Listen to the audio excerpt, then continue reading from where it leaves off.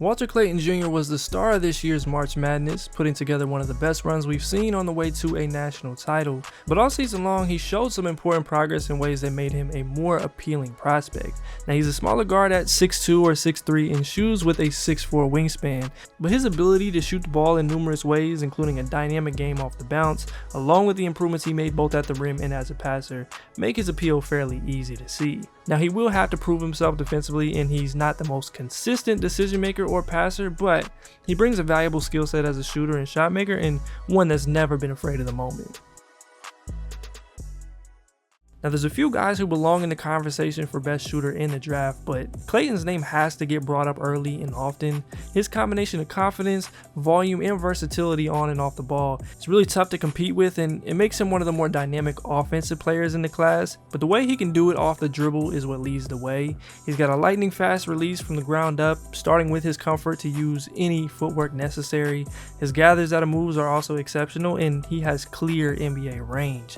The fact that he's able to shoot some of these this easily, even just off the standstill, is wild and a testament to the work that he's put in and just his overall strength. Now, he's not the most creative ball handler, but he's effective and keeps it simple. He has a pace that's like a cross between a Dame and a Jamal Murray, and it's enough to create space in a number of situations. He shot nearly 200 threes off the dribble at a 37% clip, and seeing the attention that he garnered and how difficult a lot of these looks were, especially in clutch situations, it's hard not to be impressed. Transfer from Florida Atlantic. The only two other programs that can say the same, Duke and Houston. He's right there. He can do it on the defensive end with a huge block. Standing job on the defensive end. He switched off on Walter Clayton Jr. He'll pitch the ball ahead. Good shot fake. Playing off the 2 feet pipe. Opportunity. Dylan Cardwell sealed off the defense. And another deep. Clayton. Oh, puts it up. Puts it in. In my head, maybe Yeah, he made this a secret. No, I pretty much knew what was coming. Inside Clayton.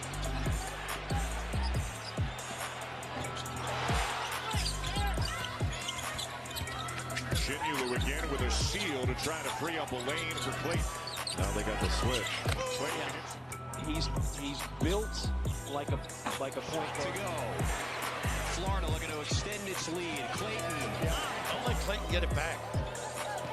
Clayton the drive. Clayton the fade. Yes, sir. Back on the floor. Into the paint fade first. Clayton Jr. Pretty play. That's a great. Put so much pressure on their 2-point offense. Gators have made 4 of their last 5. Clayton. Now, in the pick and roll, he's also very comfortable in a number of ways. He's been impressive setting up screens and playing with pace. He's quick to punish drop and unders whenever he sees a sliver of daylight, and I thought he did a good job of handling aggressive coverages and didn't allow teams to just make him give up the ball or really turn him completely like they wanted to. Now, his shooting threat also helps open up the rest of his game, both in the pick and roll and out of it. He's decently quick and physical as a driver, and because teams respect him so much from out there and have higher pickup points, he's able to frequently get blow-bys and then finish at the bucket. He shot about 60% at the rim overall, which was about a 5% improvement from his junior year. He attacks the body at contests and plays well off both 1 and 2 feet in close. Now, ideally, he'd get to the rim just a little more often, but because he's such a viable shooter who will immediately have defenses respect him, I think that'll eventually take care of itself. Ultimately, his combination of pull-up ability, sneaky strength and athleticism, and nuance in the pick and roll make him an intriguing self-creator and somebody that you can envision getting buckets at the next level. Second half of the defensive end. Well, no better illustration than look at the last game they played. Well, look how good. 9 straight Alabama points, tied by 4. Wants to get to the left shoulder, his right hand. Hauk will take away your stroke. He was. As a really good Florida team. They got up to a great start this season. Nice split. Oh, Clayton! Mark again, disruptive defensively. Clayton. Oh! Clayton Jr. One here. And don't bring anybody up. Let them just go. Got a double team. Yep. Clayton trying to split and score it. Florida's possession up 12, 6-minute mark. Clayton gets to the rim and scores. Second half. Clayton He's been so which good. Hauk was not letting him do. That's a big difference. Clayton hard to the hole. They do. And Henlogden, such an important player for this team. Last year, I felt that we see Walter Clayton get another Some really good teams will be humbled multiple times. 0-19 in league play a year ago. Clayton, nifty move. Clayton! Now, as we already mentioned, Clayton is easily one of the best shooters in the class, but his ability to play off the ball and knock down threes off the catch and off a movement add to his appeal. He's been a reliable 40% threat off the catch the last couple years, and when he's been left open, you can pretty much count it before it goes in. The range and mechanics are just as consistent here, and he's in the upper echelon of this class as far as movement shooters go as well. Now, Florida ran a ton of stuff out of Horns, whether it was chin action to gut, twirl, and what I like to call PG flare, among other variations. And Clayton was as dynamic as they get within that, showing off great organization and the ability to get square in the air. And you saw some of this on his relocations too, where he can just get from catch to shot ridiculously quick. So for as gifted as he is off the bounce, he's also able to contribute off the ball in a meaningful way, and that ability to play in multiple lineups and hopefully next to bigger creators gives him more value. I just didn't think they had enough Physical. Quickness doesn't bother him if you defend him. Strength doesn't bother him because he's strong enough. Good defense, but you can't let him wide open. Yeah, that's season 2 and didn't reestablish and then touched it out of bounds. Houston. A nice little stagger to give him a look. Clayton. A really good play run to start the second half by Tennessee. Same starting five for both teams. Clayton over Lanier. There's some clock. Same play. Dribble handoff. Yep, same play. And then the roll. Nice help by McNeely. Clayton. We're just reporting the facts. Samuel Condon, under 10 to go. Quick fire right there. That all night if you don't come and help. I think they're going to feel it out a little bit. Maybe stunt, maybe double. That jumper is 51-48. Cougars lead the Gators.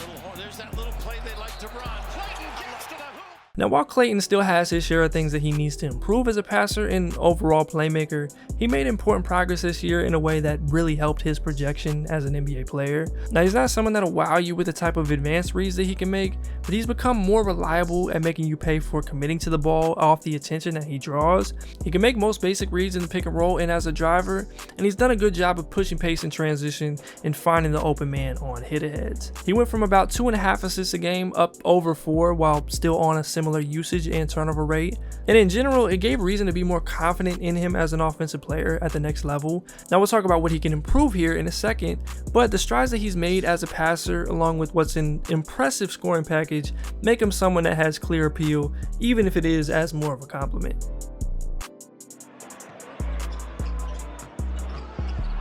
Up top. Great vision. Left arm. Clayton, nice pass. Condon, it's there. And he basketball. And whoever wins that regular season crown, that's my vote for the National Coach of the Year. And I'm pretty sure that's going to be With that offensive end. Clayton, driving kick. Condon, power move. He's fouled. Clayton. Mark, catch and shoot.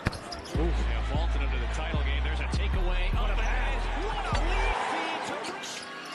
Knocked away by Henlogden. Martin to the races. Man in the air, missed the shot. Richard racing down the Kick court. and Locke. And the 2 for Jalen Moore. Other end, too quick. Considerations for Todd Golden. And Haglock has been practicing. Now, Bucky, when you're injured, you're sitting against some 2 really skilled big guys. And the home run pass. And Condon is held. But still able to get to the rim, missed the shot. Florida with it, under 6 minutes to play. Got to get back and match up. Clayton.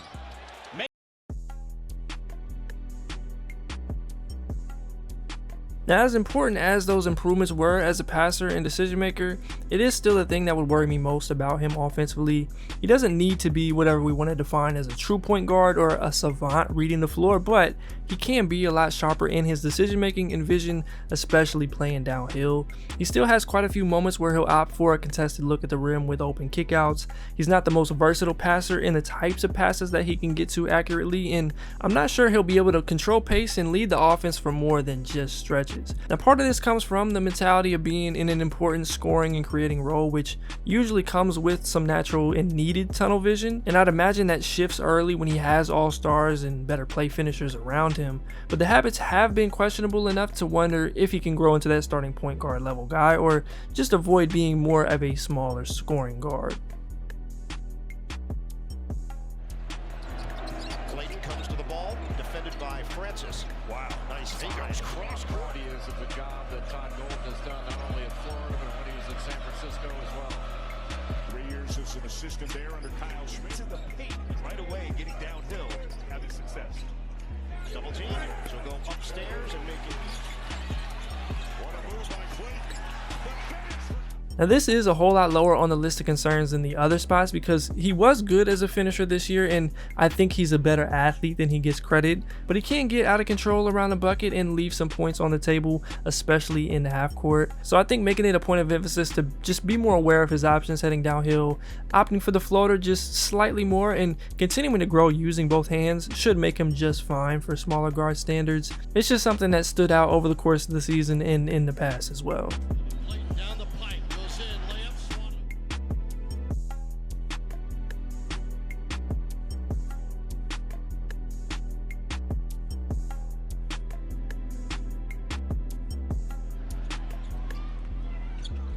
Clayton the pump fake, the Second make of the season. Clayton Jr. quickly They're ahead. going to make Shaq on Clayton matchup. Shaq's a tough one there, man, but so is Clayton. Clayton Jr. And the last spot we'll talk about here is his defense. He's a smaller guard with unimpressive length, and he's not one of those elite athletes either, so naturally that means he's going to have to prove himself in the NBA, and he could end up being a target. He's also not particularly active off the ball. He has a lot of moments where he's just standing straight-legged and relaxing on possessions. And even though the steal and block rates were fine, and that does mean something, he gave up a lot of easy opportunities, so the engagement needs to be better. Now, of course, he had a lot of responsibility, so it makes sense to a degree, and I thought he did a good job of communicating even through some of that, but if some of that stuff remains, it could honestly end up being a bigger issue than his size. I will say he does compete pretty well in one-on-one situations or whenever he's being tested. He's not a bad mover and also isn't weak at about 200 pounds. So if he ends up on a good defensive team that might still allow him to cross match on less threatening wings some, I think he could become someone that you don't notice all that much, even if he's not necessarily a great defender. But ultimately, it comes back to him being 6'3" in shoes and how relentless teams can be, especially in the playoffs, in involving those guys in actions. Early, he can read in the box area. Yara scoops it up. Clayton is there.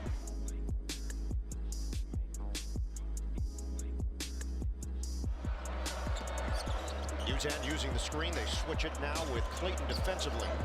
Nice knock away by Clayton. Murray Boyles turns it over, and this is another live ball turn. It's on display again. Right on Clayton, and Clayton picked his pocket. Totally different defender this year versus last year. Knocks it away.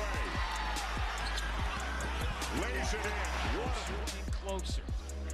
Taken away. They'll get a lot closer if he can convert this. Clayton does.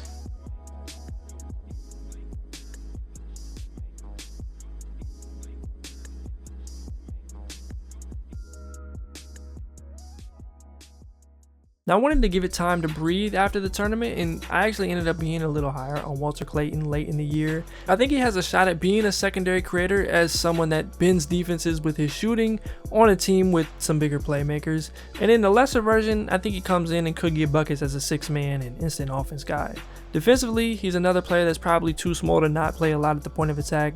Like we said, ideally you get to throw him onto the non-threats out there sometimes and have an NBA version of Elijah Martin, but he'll likely get targeted at least early and have to figure out how to tap more into the good moments. That end, and more importantly the decision making, are going to have a lot to do with who he becomes, but I think he could be a starting level guard in the league. I want to say this again, these are rough estimates, but I do think he could get there. And then on the lower end, maybe he's a spark plug and guard depth piece who sticks around and makes an impact when needed. Now fit wise, I love Orlando. Not having 16 might push them out of range, but if he starts to fall, they should be all over that. And then you've got teams like Miami and Utah in there. I still like Memphis for the shot making, even though he's another smaller guard. And then if Dallas can somehow get back into the first round and he's available, I really like that fit too. And then in terms of comparisons, I think he has a lot of similarities to this year's Sixth Man of the Year in Peyton Pritchard, and I can see him taking on a similar role as a dynamic smaller guard who can really shoot it and play on and off the ball. And then Jamal Murray is bigger and a high bar considering their past, but you can at least tell that he's someone that Clayton watches. Walter Clayton Jr. put together one of the most memorable and impressive national championship runs that we're going to see. That dynamic shot making and shooting ability at that caliber is something that's hard to come by, and if he can continue to round his game out as a passer and decision maker, I think he could really exceed expectations. Now I probably wouldn't consider him much in the lottery, but I've grown to think pretty much any time after that he could be worth a selection, even as a smaller upperclassman guard.